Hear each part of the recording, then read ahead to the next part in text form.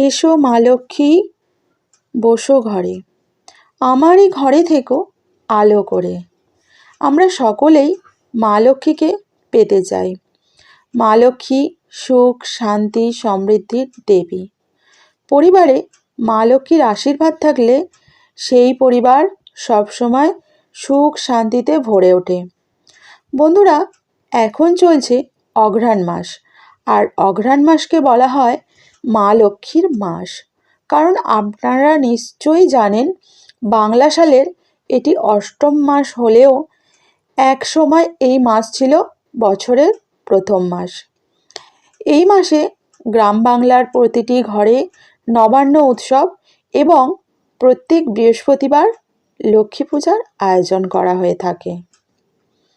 এই মাসেই বছরের শ্রেষ্ঠ বৃদ্ধি অর্থাৎ ধান উৎপন্ন হয়, আর ধান হলো মা লক্ষ্মীর প্রতীক। আর সেই কারণে অঘ্রাণ মাসকে মা লক্ষ্মীর মাস বলে গণ্য করা হয়। এই অঘ্রাণ মাসে অর্থাৎ এই লক্ষ্মী মাসে যদি বাড়িতে এই গাছগুলির মধ্যে অন্তত একটি গাছ লাগানো হয়, তাহলে জীবনে শুভ বার্তা বয়ে নিয়ে আসবে। মা লক্ষ্মীর আশীর্বাদে সেই পরিবারে ধনধান্যে পূর্ণ হয়ে ওঠে। শুধুমাত্র শাস্ত্রে নয়, সমস্ত ধর্মেই গাছ লাগানোকে পরম কর্তব্য বলে মনে করা হয়। তাই এই সমস্ত গাছগুলির মধ্যে অন্তত একটি গাছ এই অঘ্রাণ মাসে বাড়িতে লাগিয়ে নিন। জীবনকে শুভ এবং আর্থিক দিক থেকে ভরিয়ে তুলুন। মা লক্ষ্মীর আশীর্বাদ প্রাপ্ত অবশ্যই হবেন। তবে গাছগুলি লাগানোর পর অবশ্যই যত্ন নেবেন এবং পরিচর্যাও কিন্তু করবেন। গাছগুলির শ্রীবৃদ্ধি হলে আপনারও শ্রীবৃদ্ধি হবে। তবে গাছগুলি লাগানোর একটি নির্দিষ্ট নিয়ম রয়েছে। চলুন জেনে নেওয়া যাক গাছগুলি কি কি।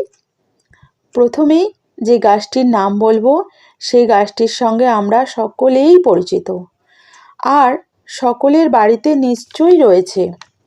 গাছটি হলো কৃষ্ণ তুলসী গাছ। প্রত্যেক বাড়িতে নিশ্চয়ই তুলসী গাছ রয়েছে।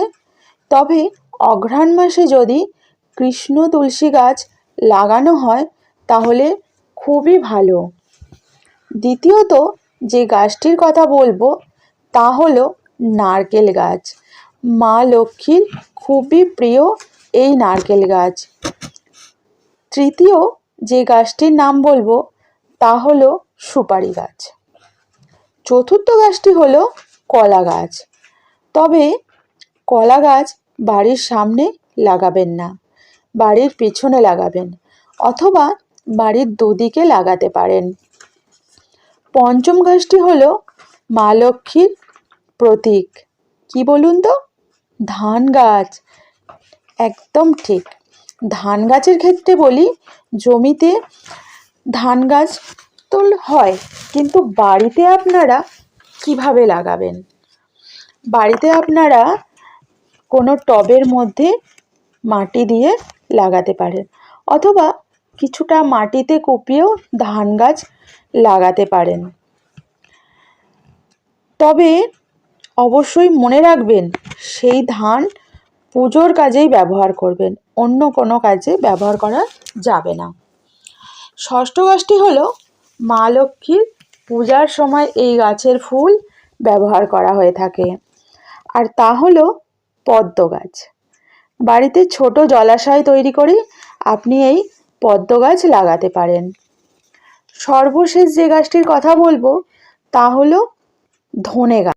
ধনতেরাসের দিন দেখবেন ধনে কেনার পরামর্শ দেয়া হয়, আর বলা হয় ধনে কিনে মা লক্ষ্মীর চরণে দিয়ে তা অঘ্রাণ মাসে যে কোনো দিন বাড়িতে ছড়িয়ে দিতে হয়। বন্ধুরা, তাহলে চেষ্টা করুন এই গাছগুলির মধ্যে যে কোনো একটি গাছ লাগানোর। আর যদি ইতিমধ্যেই আপনার বাড়িতে এই গাছগুলি থেকে থাকে, তাহলে গাছগুলি থেকে প্রথম যে ফুল অথবা ফল আপনি পাবেন তা মা লক্ষ্মীর চরণে নিবেদন করুন। তবে তুলসী গাছের পাতা লক্ষ্মীর বদলে শ্রীকৃষ্ণের চরণে নিবেদন করবেন। আজকের ভিডিওটা আমি এখানেই শেষ করছি। ভিডিওটা কেমন লাগলো সেটা জানাতে কিন্তু একদম ভুলবেন না। আর যদি আমার পরিবারে নতুন সদস্য হয়ে থাকেন, আমার চ্যানেলটাকে সাবস্ক্রাইব করে আমার পাশে থাকবেন। পাশের বেল আইকনটা ক্লিক করতে ভুলবেন না, কারণ আমি যখনই ভিডিও আপলোড করব আপনার কাছে নোটিফিকেশান পৌঁছে যাবে। তাহলে আমি আজকের মতো এখানেই শেষ করছি। আবার ফিরে আসবো খুব তাড়াতাড়ি নতুন একটা ভিডিওর সাথে। নমস্কার।